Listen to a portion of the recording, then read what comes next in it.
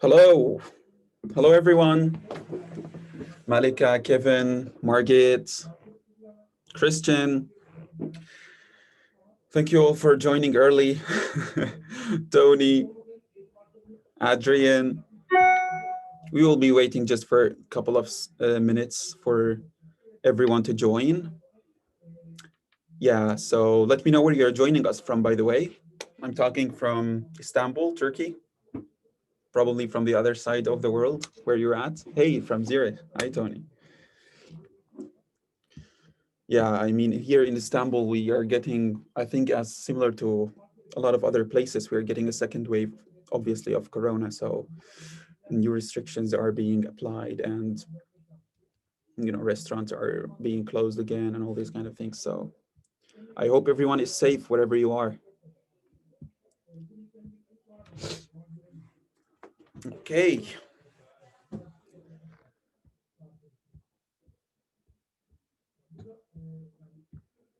Cool. So more guests are joining us. Just bear with me for a couple of minutes, like 2 or 3 minutes, and we will start right away. Yeah, by the way, till everyone join, we will be using polls in this webinar, okay? And those polls are really very helpful for us, and I hope for you also to know what we are looking for and how we can help. Is to ask you a question is about where are you at in your journey with user guiding. So I will be launching that poll, and I hope everyone can answer that question, please. Oh, we are from Nigeria. Nice. Great to be here. Welcome. You have the poll. Okay, we have one forward that wants to know about user onboarding. Well, very nice. Cool. One trial users, 14%. Wow, 88% is going to wants to know about user onboarding. That makes me so happy, by the way. Yeah, because the webinar topic today is mainly to raise more awareness about the user onboarding and why is it important, and to see if actually product leaders and product managers and customer success managers and UX designers, are they actually aware of the importance of user onboarding or not? So we have 80% of our guests wants to know about user onboarding. That's really nice. Okay, I think I will be starting, just so you don't get bored by waiting a lot. We already have a good number of attendees. So I will be sharing my screen directly, and let's dive in. Okay, so today our webinar topic will be about the proven impact, the proven impact of user onboarding on your product success. And why I chose this topic, it's because maybe a lot of product leaders or product managers are still not aware of the importance of user onboarding, and if it's actually has some, you know, studied impact in terms of numbers and in terms of use cases on how it changes the user experience and how it leverages the product success. So it does, and that's why now new SaaS businesses are more and more aware of it. And in this webinar, we will be discussing basically how that is happening and why is it important and how we do it and what's user onboarding and why do we need it, and is it something new or it has always been there, and how we can make our product experience better, all these sort of things. You can always share your questions through the chat. I will be happy to answer, and we will have a section for Q&As at the end of the webinar, so we make sure to answer all those questions. Now, we will be talking about several topics. First is like, what's the user onboarding, the concept and the importance, the old way versus the new way of user training, and then the onboarding chasm strategy, which is a really cool strategy and kind of diving into the details of what's the position of the user onboarding in the whole product life cycle, right? And then your shortest way with user guiding, we will be talking in a nutshell about how user guiding can also help achieving your product adoption. I will start with the preface, which is like it's also a question would be for you, which I will be driving my next poll for you before starting that. And the next poll will be about how do you consider that you have a clear strategy for your product onboarding? I really hope that everyone can answer this question because I want to know how you are, what's your position from that topic. So here you go. Now, where are we now? Like, let's say you have a product, right? And you have a SaaS product, obviously. Our topic is about SaaS. And you had your developers, you set the strategy, you made your go-to market strategy, you have the budget, you probably have a fund or not yet. You just want to start and then see where things goes. And then you want to launch your product, right? It's time to launch. It's very exciting. It's very, active. Everyone is working day and night, but what are the things that you should know before launching your product, and what's the things that they should prepare before knowing, before launching that product? Now, this asking the question is what's the era that we are living in might be a bit helpful to understand of where are we like right now. The first thing is I want to draw some characteristics of the era that we are living in terms of the digital era, right? And the first thing is that we should know before having a product, before launching a product, is that we are in an extremely competitive digital market, more than any time before. In 2020 in specific, I think we are drawing now a new future, basically, after the COVID and after all these things, is that we are running more digital, right? So the market will be even more aggressively competitive. And that means, as if we check the numbers, like we are seeing the 100 million startups are opening each year, 1.35 million of them are tech startups, and those all will be competitors.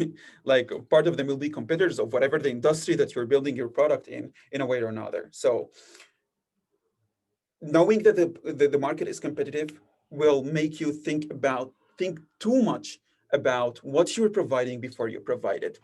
The second thing is, the era we live in is that we have endless, easy to access alternatives.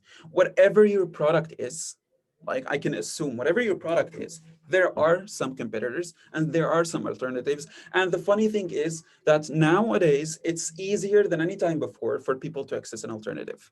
So it's not like you're the only provider, and in some rare cases that might be the case, which I doubt.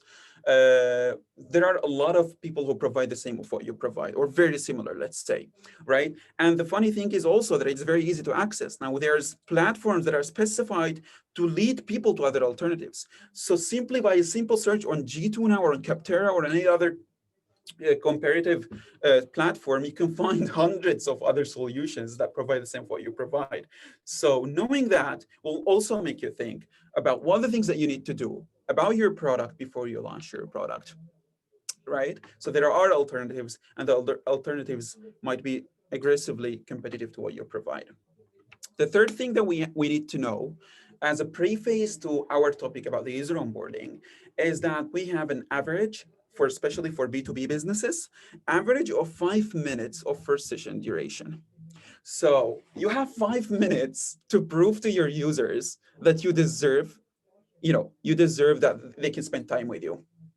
So if you don't provide them a value, or if you don't impress them and let them feel comfortable with the experience that they're having with your product, within the first 5 minutes, you're losing them most probably once and forever, right? And that we will be talking about in more numbers now in the coming slides. So knowing this is also very important. So think about it more now. It's not about the value that you provide in your product. It's more actually about what's the things that you can provide in the first session for your users, so they can stick and be patient to see what you provide later on within your product value. And this is really interesting. And I think it's neglected by a lot of people, probably still not very aware or not enough aware about it. right? Now, you might have spent like years on developing your product from a technical perspective, and it has all these kind of cool features. But if you can't impress your users within their first 5 minutes, you're losing them once forever. Now, the second thing, or the next thing, is that we have now suspicious users, because people now, when spending time online, they're being exposure to all sorts of advertisements, and they are dealing with a lot of tools, and those tools are bringing more tools. And this is like the how the actually hierarchy of software is being more complicated, because when you have more tools, now you need more tools to help you with the new tools, and that's leading to new and new tools every time. So if they are going to adopt a new tool, it should be convincing enough so they can spare it an amount of time to solve to do their jobs, right? And that why we have suspicious user, and research has shown that the users have psychological disposition to underestimate the benefits of unfamiliar products, right? So when you understand that is your users in their first session, they're in a position of suspicion, right? They're not trusting what you provide. So they're just seeing, oh, what's there? Could it be helpful? Let me see if that actually can provide a value or not. And according to that, if you can actually now draw their attention and impress them directly, again, here, where you can increase your likelihood to have them as a happy and retained users, right? This is the era that we are living in. Now, according to that, a very important question comes here, is that what makes you special? What makes your product special among all these sea and ocean of products out there that provide a lot of features, that have different experiences, different UXs, different financial situations, and they're providing what they provide? I think two main points we should be focusing on to know about what makes us special. The first thing is that we need to have a unique value in some way or another. I know this is a tough one, especially now, like, because a lot of software now out there, a lot of the competitive market, again, right? It is competitive, but you need to provide a USP. What's your unique selling point that you can say that I have this, which is better than the others, or which is easier than the others, or which is faster than the others in delivering the value or the jobs that the people are trying to achieve, right? So the first thing is to provide the unique value. What's your unique selling points? The second thing is the experience. Now, again, because the things that we talked about in the previous slides is, even if you have the best value within your product, if the experience is terrible, the users will be frustrated and they will leave you for good, right? So the experience is extremely important in having successful and retained users. Sometimes it's even more important than the value. And why? Because users generally don't use the full capacity of the products. And that's something you can observe everywhere. Even I think in your software, you will have experiences with your software. They have a job that needs to be done within your software. And they most likely to stick with that use case for all their product journey with your software. So they have a clear job. They're not using your product as like they wanted to solve everything for them. So focusing on the experience that you provide them to achieve that certain job they want to achieve is the most important thing. And it might cover even this other several in magnificent values that you provide. So smooth experience, unique values are both important, and sometimes even the experience plays a more important role. Now, if we talk about all that, that leads us to something, is that we need to play the impression game, right? We need definitely to play the impression game in order to have our users trust us and feel confident with us. We need to impress them in their first sessions, deliver them the job that they need to have, given value to them, so they can visit us again and again and again, and they achieve what they want to do, and then they can refer us to other users because they got a value easily. And how we can play the impression game. In order to have the impression game, we will talk here about the user onboarding.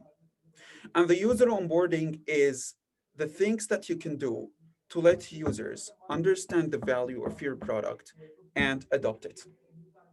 So we have two ways, like the traditional way or the old way of user onboarding is that we have educative materials, right?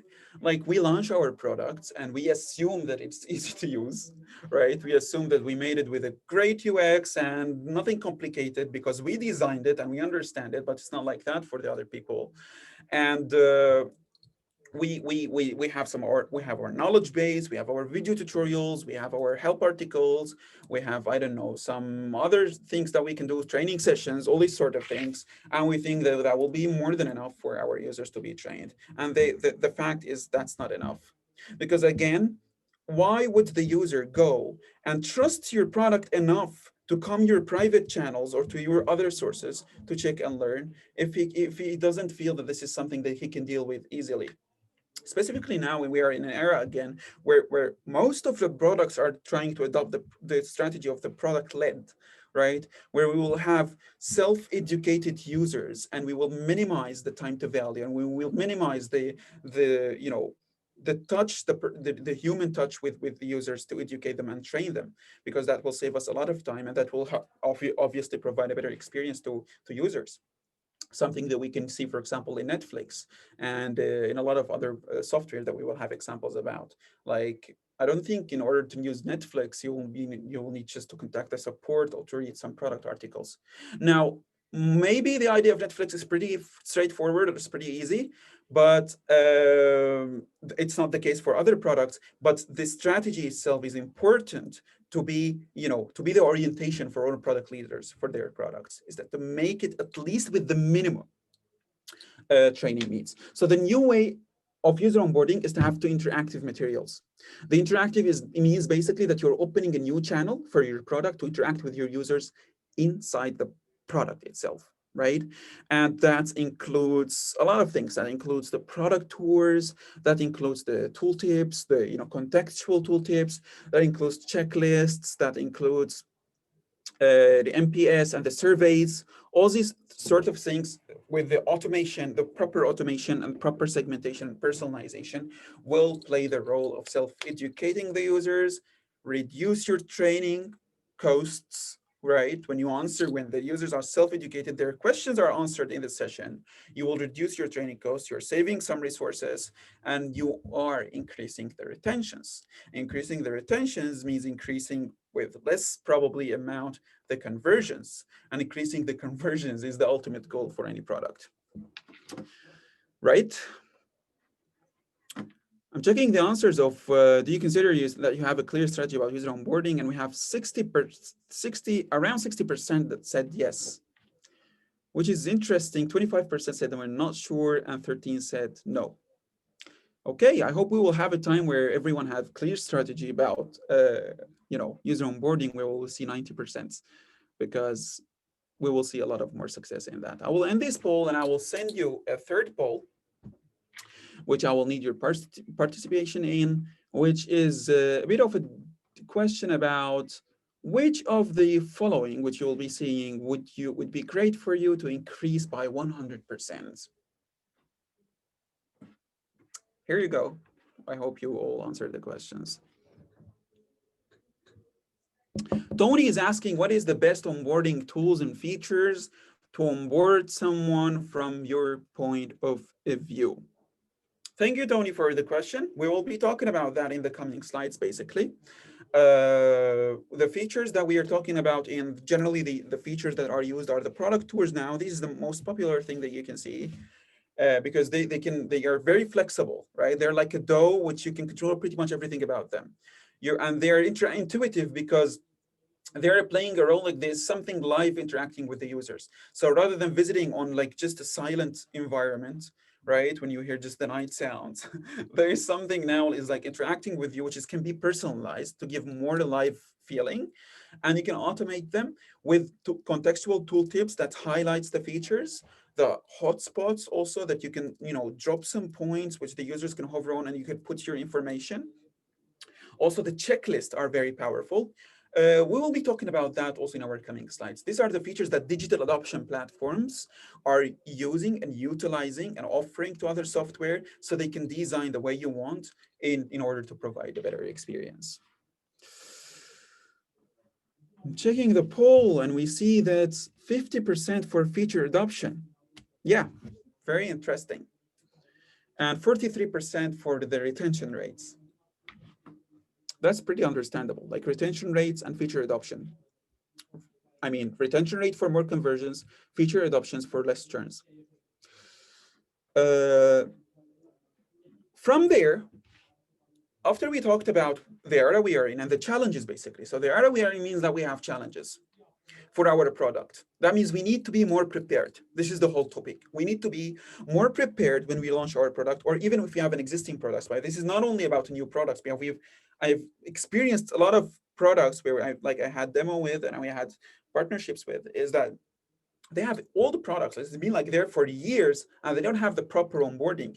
Maybe they had good relationship base, right? So they already have their customer base, they have a good reputation in the market, so they don't need to convince people about their market. But the moment they think about expanding their relationship or their customer base, the moment they think that we want to go globally, the moment they think that our products needs more features, they consider at that point that we need to be prepared to that. And here, actually, where it comes to user onboarding and also the product adoption topics. Now, very interesting and really lovely strategy is the onboarding chasm, and it's by Ramley John, who really have great content about the product-led growth, which I recommend you to check.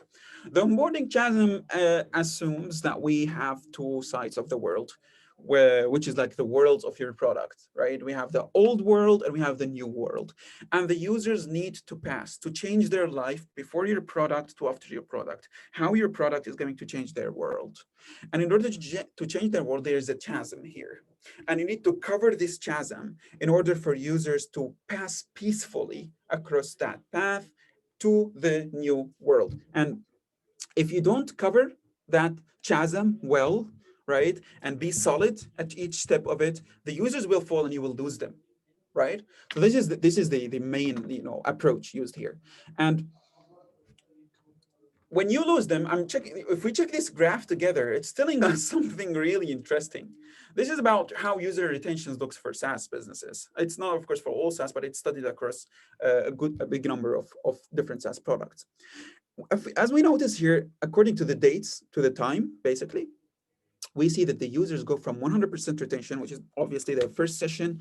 In the first week, you're losing almost more than 75% of them, right?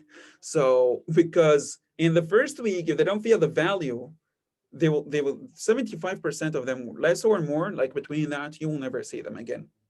That's about their retention. And I can even say more than that, that it's not only about the first week, it's about the first actually days. Like we could talk about the first 2 days or first day. It's about the first sessions, basically.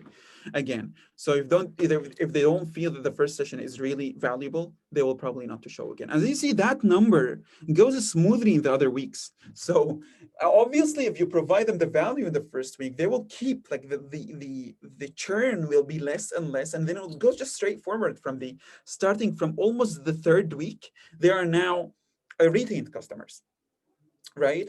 And so that's why the first week and the first sessions are really important if you don't want to lose your users. Now, the onboarding chasm in how it's designed, it has several steps. The first step is the setup step. And the setup step is basically a topic related to how you are letting your users enter your platform. This is mostly about how your sign up process and activation, account activation and all these sort of things look like. Like, is it smooth? How many fields to use? Do you require credit cards and postal codes and I don't know, like home addresses and how many rooms you have in your house and all these sort of things? Do you have a pet or not? Because there are really some annoying forms out there when you apply or when you sign up to some trials, and a big amount of the churns surprisingly happen before even the user experienced the product. I mean, people are that much impatient. You can test that with yourself, right? We can test it every day. Like when you have a new product, why would I try it if it's not easy or if it's not promising me with something fast? So the setup is about that topic. The second step, where the user onboarding actually plays role, starts its journey, is from the learn, right? And here exactly where again most of your users are lost, right? So if you don't give the proper learning, you will be losing most of your users. And what's the learn? Let's check the other steps of the onboarding chasm so we know the big picture of how that things work. The first step is the setup step. So the setup, the user signed up, now they are inside your platform. Now it's your mission to start teaching them about your platform. And teaching them about your platform does not mean to give them a course about each set of features and tabs that you have. This is a misconception that I see a lot. This is not the goal of the user onboarding. Please understand that. What you want to teach them is about the things that they want to achieve, and to draw the shortest path to that value that they are trying to achieve with the helpful content that can actually lead to that goals. So this is the learn phase. It's like, you should think about what's my activation point that leads to my final first important target that's related to this user, what is he looking for. So it would be great if you can also filter what types of users you have. What's their areas of interest? Ask them either in their first session what they're interested in, and according to that, you'll optimize your experience, or have this information set before in your sales process, in your sales demos. This is something some of the software are doing, by the way. They're playing the onboarding game starting from the sales process. They have the team starting, asking what's your needs, and building your whole experience, connecting you with the success and the support teams and their advisors and trainers with the proper things that you need for, especially for more complex dashboards. That's something Hubspot is doing, for example. They're doing really good about that. We will also take them as an example in our coming slides, right? So this is about the learn. The second step would be the achieve. And the achieve is the first moments where the users are actually experiencing the aha moments with your platform. Is that they're seeing that this is a good value that I can rely on, and I can visit some other time to see more of it, and to show it to my team to see how it can help my product. So the learning process should be leading to those aha moments. So your mission would be, or your orientation should be about thinking, what's the first targets, or what's the main aha moments that I can deliver to my users, where I can impress them, not only impress them in a fake way, but impress them in a way that they feel the value out of my platform. And I will draw my learning to be short and straight to that point without distracting them with any other details that can come later, right? The achieve is about the target and about the when users feel the value of your platform. Now the commit is that when they visit more, when they experience the value and they have the second visit and the third visit, because they want to see more of that value. And they're now getting the confidence with your product. And the commit is the keep. We're talking more here about the product adoption more of than the user onboarding. It's those all are a part of the user onboarding, because it's obviously called the user onboarding chasm. But I can say that the commit and the keep are more of a product adoption, because the onboarding approaches you will be using there are a bit different from the first in the learn and the achieve, right? Like the learn and the achieve should be more intuitive, shorter, straighter to the point. The targets are very clear, while the commit can be about now highlighting some features that they haven't seen or they haven't used. Especially the keep also can be with making announcements now more, right? Pushing some notifications, inviting them to webinars, inviting them to downloading an ebook, right? Telling them about your product updates. The engaging more basically with them. When you cross all these steps, the users will be peacefully moved from their own old world to adopting your product in your world, and they will be turning their heads and calling the other users or their friends to come and also experience the magnificent experience of the new world of your product, right? So that's how it's going to look like. This next thing we will be talking about is that we will be starting talking about some examples about that user onboarding. A lot of times what I experienced is that businesses have some doubts about if they should use a third-party tool for onboarding their users, or they should deploy their own resources to create those content, whatever they are. Are they the product tours, the hotspots, the checklist, and the MPS? What I will obviously suggest here, and we have our theory and we have our defense for that, let's say, is that third-party tools are a much easier choice, because you're having for simple direct reasons that you don't need to reinvent the wheel, right? Like these is like the digital adoption platforms is simply their job to give you the customizable environment where you can also utilize your other teams to have a word in these materials, right? Because it's not only the developers, and it will be a lot of friction to let the developers and the other teams to create and maintain those contents, especially if you want something like scalable. This is I get this a lot when businesses are interested in our platform or the other platforms. It's that we need something that it's easy to use, it's practical, and it's scalable. We're growing and I want something that we can directly push notifications, make a product to where we don't need to go in source, and especially when you don't want to waste your developers' time, right? Obviously, this is the most important resources that you have. So running with a third-party tool, the security topic was is the most thing we talked about, but most of these tools now are deploying a lot of security, like certifications and restrictions and protections and DPAs and all these sort of things. So it's not an issue anymore, right? So what we suggest, or what's obviously makes more sense for us, is to have a solution to build that. In some rare cases, we see that it's more fair to suggest actually to the business that they build that in source if they have very deep technical requirements and they are very huge enterprises that they have some extra resources with their development and they can maintain the way they want, and they have very deep security concerns. It would be bad times for us and for them to have that. So, but yeah, in general cases, it would be easier to deploy a third-party tool. Now, let's start with the examples. But before the examples, I want to push my third poll and ask you a question about what the analytics tools that you use.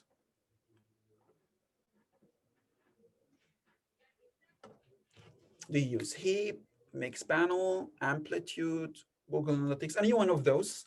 Or if you use more than one, you can use also multiple choices. Okay, Tony is saying in a B2B setup, do you consider working with sponsors or champions in groups of users to take the lead, and how you do it?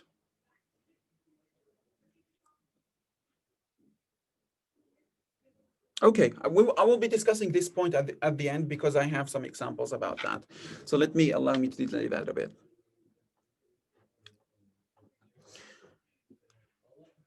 Okay, checking the answers. Okay, they're still answering. So let's start with the first example of user onboarding. So I don't want to make this very theoretical, even though my purpose from this webinar is to make it theoretical, actually, because I wanted to dive deep a bit of the background of the user onboarding and why do we need it, why it's a necessity, and what's its position from the product lifecycle, and to raise more awareness basically about that. But I thought it won't make much sense just to talk about the theoretical background rather than giving an example of what is user onboarding looks in real life, and with successful examples, so it can be more clear for everyone of that how that looks like, right? So the first example I would start with is with Hubspot, and I chose Hubspot because I think pretty much everyone knows Hubspot, and they are doing really great in onboarding. They're providing seamless and smooth user onboarding, which can just let you do whatever you want to do, whatever like the target that you're trying to do. And as I mentioned, the cool thing that they're doing, and there's something that they mentioned themselves, that they start their onboarding starting from their sales process, which is pretty interesting, because they're trying to understand what's your goals are, how big your team are, how big your team is, how your business models look like, what's your sales strategy, what's your marketing, how much you understand about the CRMs, all these sort of things, and then they build their onboarding strategy. And something I read in their resources that said before, this is something interesting about their onboarding strategy, is that HubSpot uses a standard onboarding process to prioritize how their product fit into your company's processes. So like a standard one, to see how like the onboarding process will fit your business models, and then they will onboard you and train you on the product according to that. But then what they did is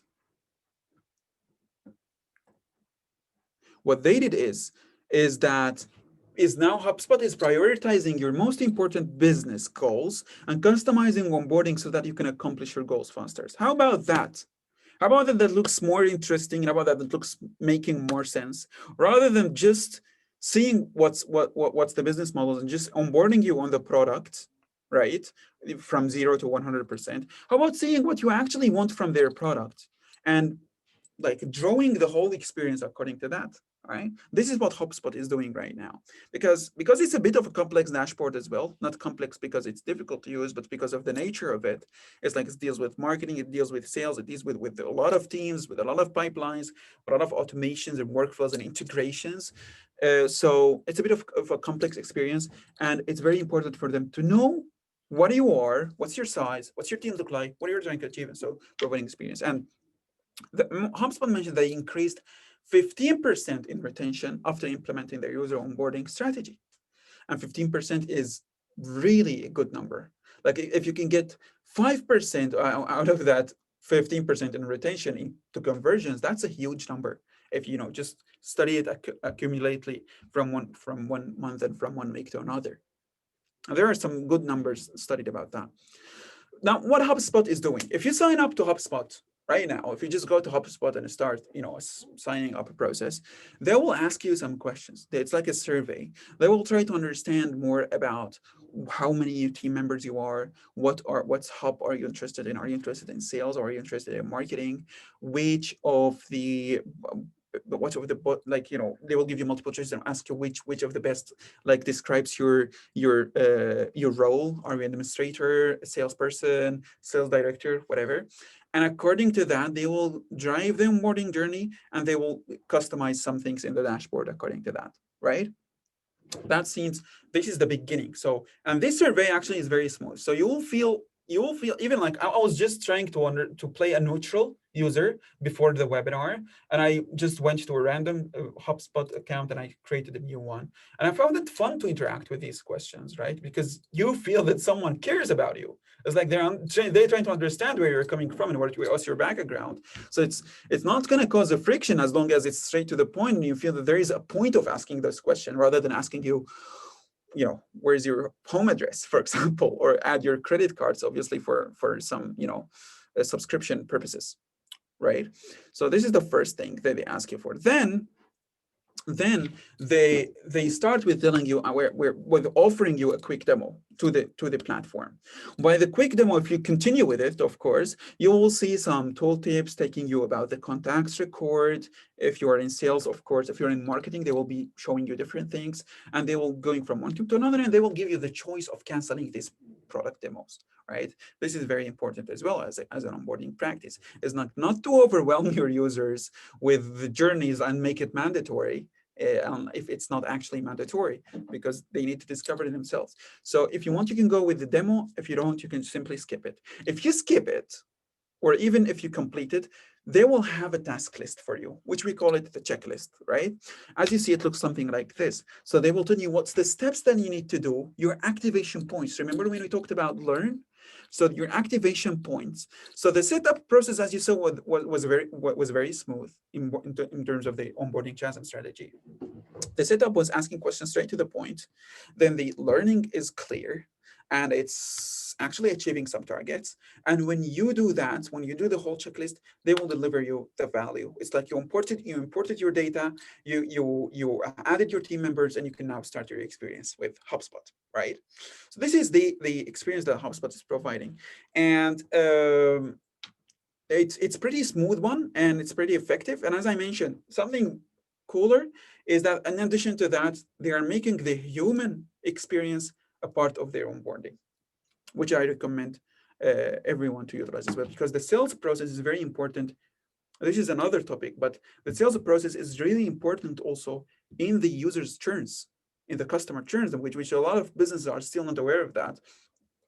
The sales process, if the users enters with prepared well, knows how the product will deliver the value well, and certain about the values that they're going to receive, their main technical concerns are answered, they're less likely to churn in the future, even if you have like great customer teams. But the sales process also play a role in that. So onboarding your users until they pay before they actually move to the customer success stage is really essential. Right now, by the way, I would like to ask you about what's the user onboarding techniques that you are using for now. It would be really great if you can write in the chat. What's the most thing that you're depending more on? Are you depending on the training sessions, like demo sessions, or customer success sessions, or you're doing I don't know, like you're sending articles from the knowledge base, pretty much, or like the chatbot? Are you using the chat for onboarding your users during the trial, or are you using like any of product tools or Hubspot in-source if you're not using a third-party tool? The second example we will be talking about is Canva. Canva is really nice software, and what's nicer about it is that they are using a smooth user experience, and that's what's actually made them like gain more trust, and which is basically that's how they played the role of like the easiest alternative for Photoshop, right? Especially for businesses, because you need something again very fast. Benjamin saying we use mainly training sessions and help desk. That's what I get a lot. That's what I get mostly. Virtual training sessions and video links, short to explain specific tools. Nice. Those, by the way, again, not underestimating those resources at all. We do use them ourselves. Very important. Yeah, but the approaches we are talking here about, again, is a bit in a more in the new way for interacting with your users, right? Now, the Canva, when you first sign up to Canva, again, they simply just put this model in your face and they will ask you, what will you be using Canva for? This is a very important characteristic of a good onboarding, which is the personalization, and again, driving your journey according to what users are trying to achieve. The more personalized your user journey is, the more the users are likely to interact with it, and the more it is going to be successful. So they're asking you, what are you using Canva for? Are you a teacher, student, personal, small business, whatever, large company? And according to that, they will give you suggestions, right? So it's not like, this is something that some business use something like one that fits all, and which is not good anymore, because again, everyone has different use case, and you need to know about that. So asking them here will be good too for the personalization topic. The second thing would be is that they are showing you examples or showing you some suggestions about how you can start your design, right? They're giving you some templates that are suggestions according to the thing that you choose in the first one. And with that is that they're giving you a search option. So it's not only their templates, it's that you can search also for anything else that you want. It's very important to have in mind in a parallel when you have the user experience, is that you have the suggestions that you're making, and you're leaving the user's sense of the discovery, so they can also discover themselves, or they have their own options, right? So it's not just to overwhelm them with all your options. After you choose, so the first thing is they asked you, what are you interested in? The second thing, they offered you some templates. Let's say you chose a template, or you searched for the template and you chose it. Now they're giving you more learning with the tooltips. So it's not like they're again like telling you the whole process like as a design tool. They're putting you into action. That's why it's very important for the user experience to be action driven, right? So directly they're asking you drag and drop here, then they will be telling you, I don't know, edit some colors or do whatever. Then from there you will be able to take it. So the user experience should be smooth and action driven with clear targets. That's what's Canva mainly doing in the first touches, in the first activation points. The third example we'll be talking about in the user onboarding is user guiding. And what we're doing is user guiding. Actually, we are continuously thinking of how to develop and improve our user onboarding. Obviously, because we are a user onboarding tool, and we need to have a good user onboarding, right? So we are trying to make it lean, like by all means, right? Our first, something I always also emphasize on is that a very important part of the user onboarding is the UX itself.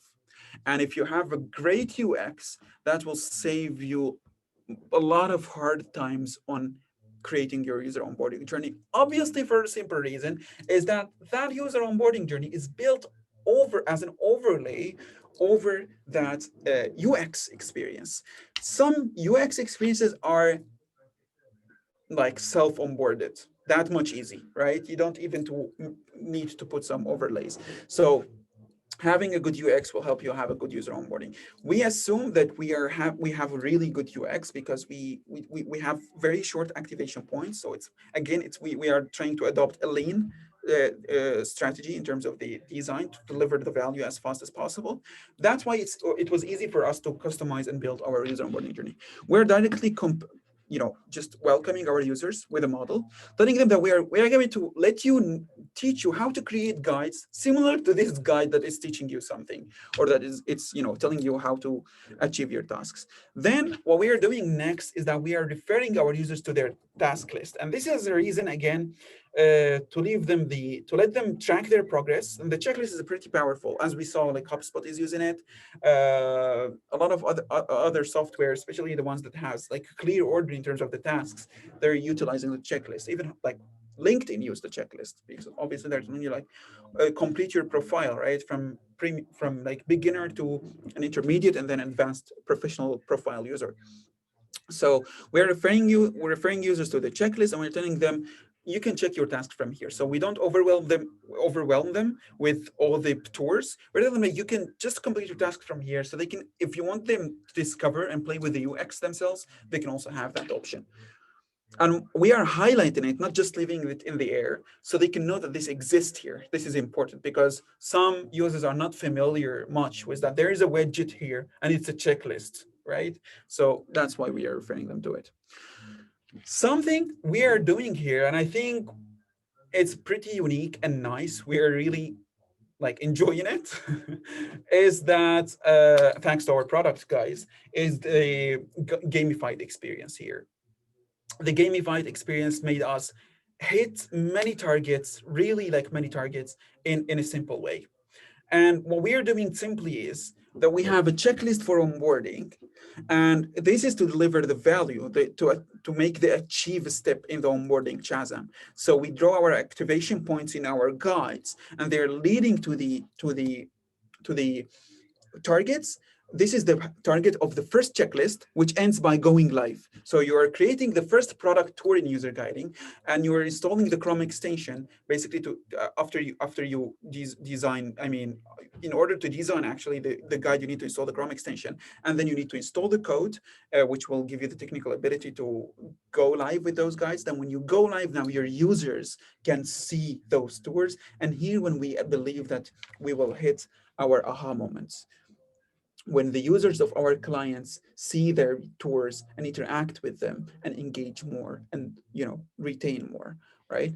Then we play the trick here is that they can complete the first checklist volume, and we are playing the reward game. The reward is very, very important in the achieve and in the commit steps of the onboarding chasm.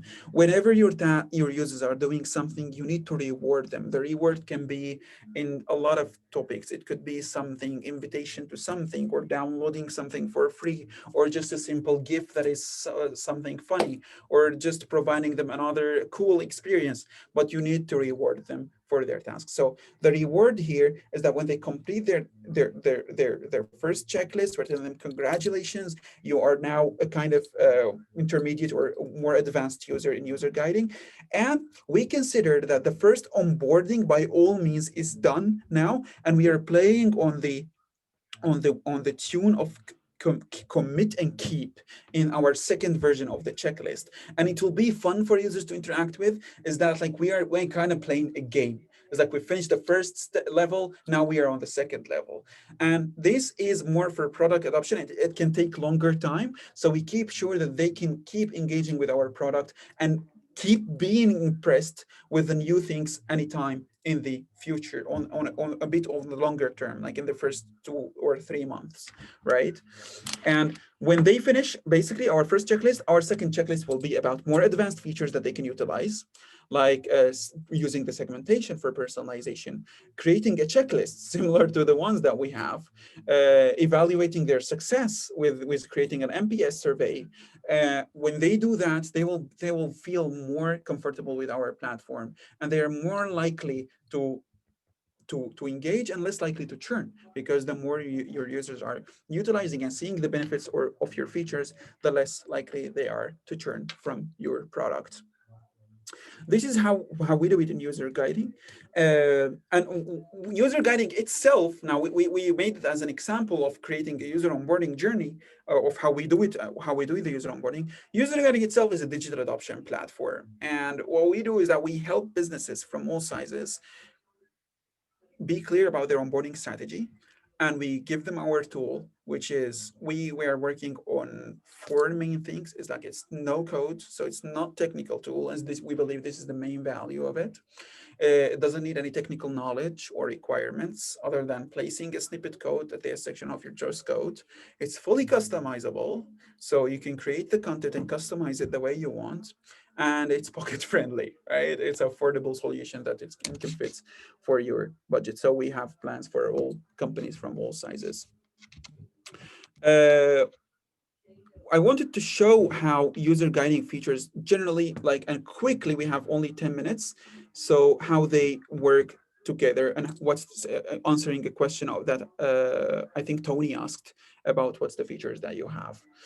The features that we have are the guides, which are the product tours, which will look something like pop-ups and tooltips, something like this, which will tell you we can put whatever you want inside them. Like you could put videos or images or text, and it could be one model, like if you're making announcements, or you can create journey out of them, right? So you can create journeys like, as you see, like here, there's how we guide you to create your first tour.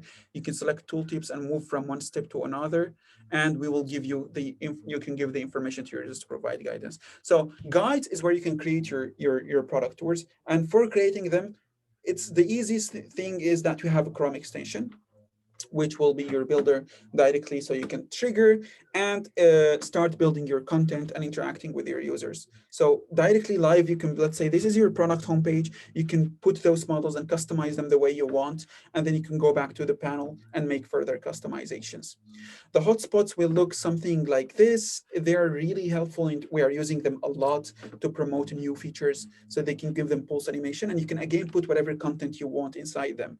We put GIFs a lot of times when we have new feature, because they will play automatically and they will give super information about how features work. Or you can put full tours inside them by adding buttons and assign those buttons to actions.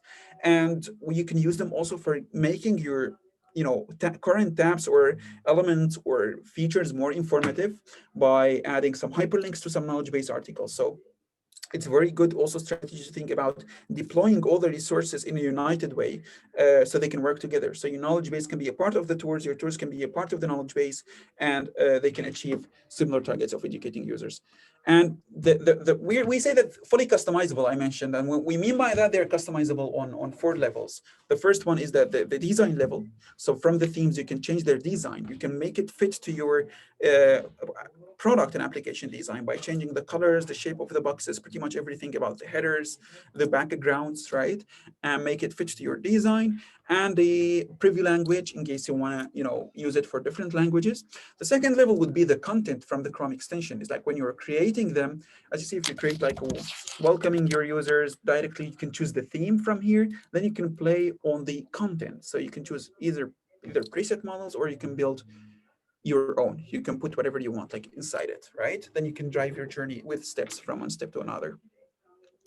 And the third level would be the automation, is that you can make them as automatically triggered, or it would be great if also you can use custom triggers, which is because by default they are automatically triggered when users visit a certain URL. You can use custom triggers to make contextual onboarding, right? And so when users, and this is something also I noticed in HubSpot and some other products, is like after even like 1 or 2 or 3 months, if you go and click on something that you click it for the first time and you haven't noticed before, they will trigger tours to educate you about it. So like, not they're teaching you about everything at the beginning and then they forget you. They're leaving these custom triggers according to your clicks and per demand. So this is an option we also provide in user guiding for contextual user onboarding. And so the design, the content, the automation, and the fourth level will be the segmentation. This is part of the personalization that we talked about, and what Canva is doing, for example, or what we're doing with welcoming users with their names and some other attributes that you can add, is that you can personalize the experience with the segmentation to track the user's activity and track the user's behaviors and track the users what they visit and what they don't visit, and build your tours and your interactive guides and your hotspots and your checklists and your NPS according to that. This is what we do in user guiding as a part, just connecting this topic with all what we talked about in terms of the product adoption, the importance of the user onboarding, its place and its position, especially in 2020 and in our era, according to all the challenges that we are living, is you need to impress your users with your products to deliver the value fast. Think about the strategy that you have, reconsider it if you already have one, and we will be happy to help as user guiding team.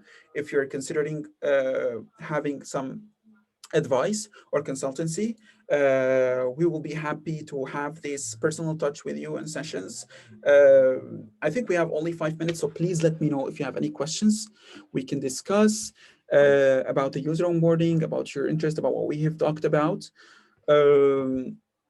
You can always contact me on my email, and we will be happy to answer your questions. One of the frequent asked questions, just so you know, that we are asked, is that, do we need the Chrome extension also for our clients? How that will be? Is that not going to be smooth? You don't need anything from your client side because obviously it's going to be as an overlay of your platform. So it's just, they're going just to interact of it as if it's something yours, right? So the Chrome extension is for you to build and to design those content. And our plans are based on the monthly active users. Again, we get this question a lot, is like, how you calculate the monthly active users? And we calculate the monthly active users according to the browser sessions. So each unique browser session is considered as a new monthly active visitor. No matter how many times they visit within a month, they will be considered the same as long as they are on the same browser session. In terms of creating the guides, it's from the Chrome extension. And for more details, you can contact me or contact Suzanne or our support team. We'll be happy to help you. Where would your training, I'm checking the questions. Oliver is asking, where would you say training videos fit alongside checklists and interactive content? Good question. Training videos can fit inside the models, and inside the models, again, in contextual ways. You can fit them the way you want. Let me show a quick example, is that when you go to the playground here, I think I have an example here. For example, when we have a guide, let's say I completed this guide experience, verify your information. Let's say this is a tour from the checklist. You want to start educating them about a certain feature. You can simply put a video in the first model, tell them watch this video, and then let's continue with the steps to see how you can apply that feature. So you can fit the videos inside the hotspots or inside the models, inside the pop-ups, anytime along your journey. You can use Loom videos, for example, 1 or 2 minutes to explain about a certain feature. If you have a new feature release, like, would be very practical, and even like it has more like live and human touch. So they will fit in the models along the user onboarding, which would be good if you keep them in the first pop-ups, because people like to see the videos, and you can keep them in the hotspots as well. So users can always hover over them and refer to the videos inside the hotspots.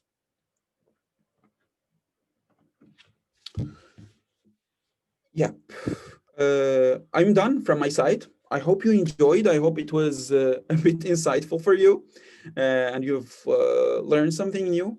Thank you for your attendance. You can always contact us, and we will be happy to help you. See you next time. We will be sending you the recording and the follow-up emails, and we will be certainly hopeful to hear from you. Have a nice day. Bye-bye.